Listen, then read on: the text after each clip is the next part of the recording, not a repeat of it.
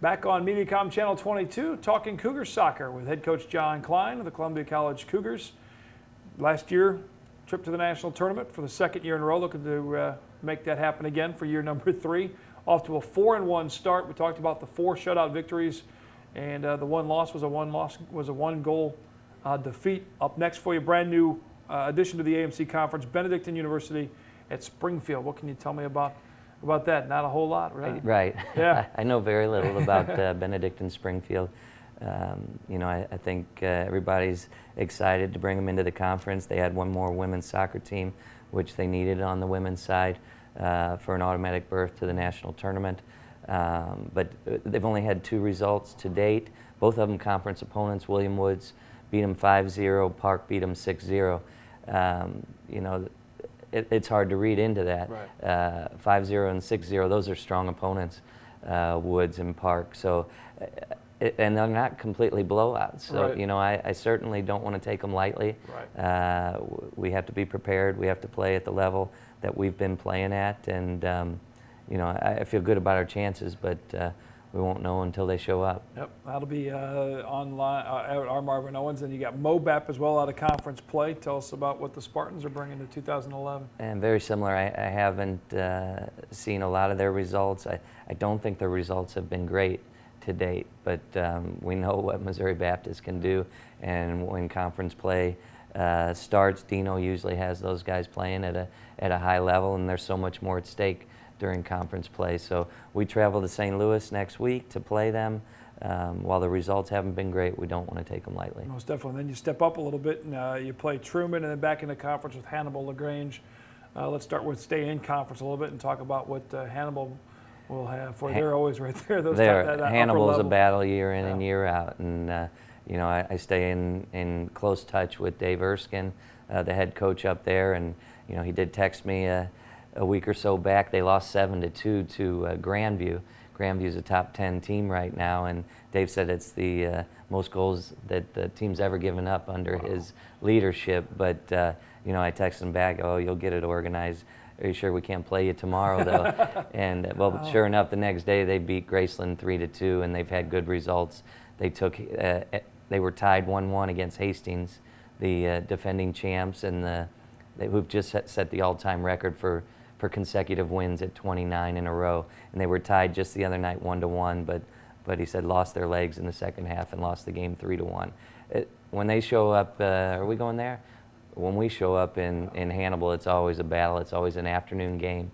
It's been beautiful days, but we haven't had our strongest performances up there. So we're going to have to be prepared when we go to Hannibal. Most definitely. Tough schedule ahead, and anything goes, as we talk about forever, inside that AMC conference, especially with some of those teams that are usually in that top half of the AMC conference. And the match that you play every year with Truman, stepping up to a Division II team, talk about that matchup.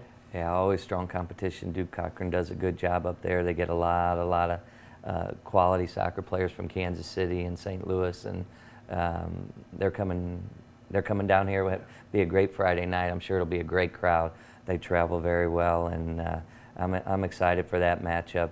I think we had them last year, maybe even 2-0, and they were down a man, and somehow they scrambled to tie that up. Yeah. So they're coming back once again, and I'd really like to get the W this year against them. And I know a lot of the guys, just from talking to them at practice and before games, that when they get a chance to play up in that Division II NCAA opponent, that there's just a little extra motivation there to knock off one of the bigger guys, if you will. There is. They have enjoyed that over the years, and we've thrown in a couple of D1 opponents as well, and but we've really had success against those D2 opponents, and I know they like to step it up a notch when we get that opportunity. And then the big date to kick off the weekend with the alumni and the homecoming games and the Hall of Fame, a name that if you're familiar with Columbia College soccer, you know that Coach Dan Hogan was the coach from 91 to 99, your predecessor, and he's now at Lindenwood at Belleville, and going to be going into the Columbia College Hall of Fame, and he's bringing his team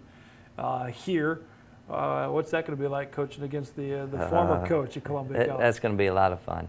That's a great honor for Dan. It's certainly deserving. He had a great career here at Columbia College. He continued with his coaching career over at Southern Indiana, and now he's at Lindenwood Belleville. Had an opportunity to watch Lindenwood Belleville play over in Fulton the other day at Westminster. He's assembled a really talented team. They're strong in the back.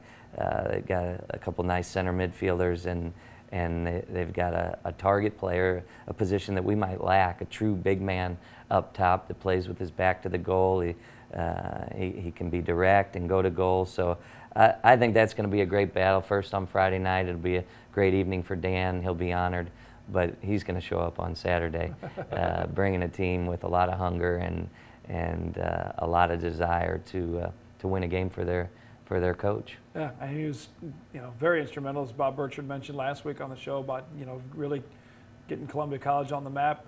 Did you get, when you passed his wins record, did you guys have a conversation at all about that? I just sent him a little text, hey, you're in the newspaper today, and it just mentioned what he had done, but that I had passed him on the all-time wins list. He set the bar here at Columbia College. He built the program, and he was my mentor, and I still call on him frequently for advice, and I really respect what he's done, and I admire his career that he's built in the coaching profession. I'll be coming up here on the 1st of October at our Marvin Owens. Speaking of programs, there's a brand new one, a sister team, if you will, to your men's team at Columbia College, the women's Cougar team. We'll talk about the coaching situation involving that and how the team's going to get put together, and a little more on that program after this with head coach of the men. And I'll get the secret out right now the women's head coach as well at Columbia College. Dual roles for Coach John Klein. We'll talk about that job for him after this on ColumbiaCougars.com and Mediacom Channel 22.